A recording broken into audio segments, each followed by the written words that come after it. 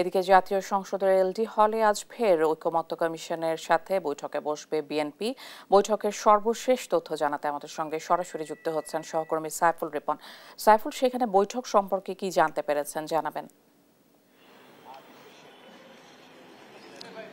ইশিকা, সংস্কার কমিশনগুলোর যেই সংস্কার প্রস্তাবনাগুলো দেয়া হয়েছিল এবং সেগুলোর উপরে কিন্তু রাজনৈতিক দলগুলোর মতামত নেওয়া হয়েছে এবং বেশ কিছু বিষয় নিয়ে কিন্তু বিএনপির পর্যবেক্ষণ রয়েছে এবং এই পর্যবেক্ষণগুলো নিয়ে প্রথম পর্যায়ে দ্বিতীয় পর্যায়ের যে বৈঠকগুলো অনুষ্ঠিত হয়েছে তার প্রথম বৈঠকটি অনুষ্ঠিত হয়েছে গেল 17 তারিখে এবং সেখানে কিন্তু সংবিধান এবং বিচার বিভাগের সংস্কার নিয়ে বিভিন্ন আলোচনা হয়েছে এবং যেখানে নৈবেত্তিক পদ্ধতিতে বিভিন্ন বিষয় নিয়ে প্রস্তাবনার পক্ষে বিপক্ষে মতামত চাওয়া হয়েছে, কিন্তু বিএনপির পক্ষ থেকে কিন্তু জানানো হয়েছে অনেকগুলো বিষয় আছে যে বিষয়গুলো আসলে নৈবেত্তিক পদ্ধতিতে তাদের মতামত জানানো সম্ভব না, এগুলো নিয়ে আরো পর্যালোচনার প্রয়োজন আছে এবং এই সংস্কারগুলো নিয়ে যেই পরবর্তীতে যেই আরো অগ্রগতি, সেই অগ্রগতির অংশ হিসেবেই আজকের দ্বিতীয় ধাপের এই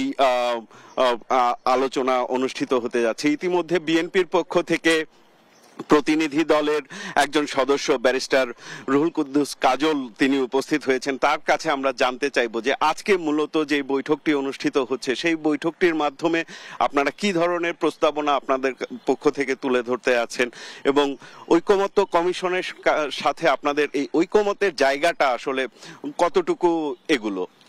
দেখুন, আসলে দ্বিতীয় দিনের মতো আজকে বিএনপির পক্ষ থেকে অর্থাৎ ঐকমত্য কমিশনের সঙ্গে বিএনপির যে প্রতিনিধি দলের দ্বিতীয় দিনের বৈঠক হবে আজকে। গতকাল অর্থাৎ গত সেশনে আমরা অনেকগুলো বিষয় আলোচনা করেছি, তার মধ্যে উল্লেখযোগ্য ছিল সংবিধানের প্রস্তাবনা, রাষ্ট্র পরিচালনার মূলনীতি, মৌলিক অধিকার, মানুষের মৌলিক অধিকার, এই সমস্ত বিষয়গুলোর পাশাপাশি আমরা আলোচনা করেছিলাম যে দ্বিকক্ষ বিশিষ্ট পার্লামেন্ট এবং পার্লামেন্টের সদস্য কত হবে, নারী সদস্যদেরকে কিভাবে অন্তর্ভুক্ত করা হবে, আর বিচার বিভাগের ব্যাপারে আমরা বিচার বিভাগের অ্যাপয়েন্টমেন্ট, প্রধান বিচারপতি এবং বর্তমানে যে উচ্চ আদালতে বিচারকদের নিয়োগের নীতিমালা, এই সমস্ত বিষয়গুলো নিয়ে আমরা আলোচনা করেছিলাম।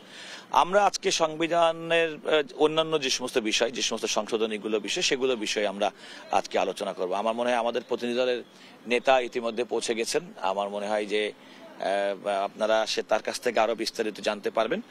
আমরা যেটা মনে করি যে আজকে মূলত যে সংসদ রাষ্ট্র পরিচালনার জন্য প্রেসিডেন্ট এবং প্রধানমন্ত্রী যে ভারসাম্য, তাদের ক্ষমতার যে ভারসাম্য, আমাদের ন্যাশনাল কনস্টিটিউশনাল কাউন্সিল যেটা গঠন, সে বিষয়ে আমাদের মতামত, বক্তব্য এগুলো আমরা উপস্থাপন করব বলে মনে করি। আপনাকে অসংখ্য ধন্যবাদ। ইশিকা, এই ছিল আজকের বৈঠক।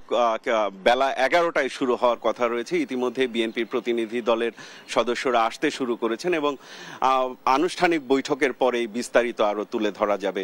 ইশিকা।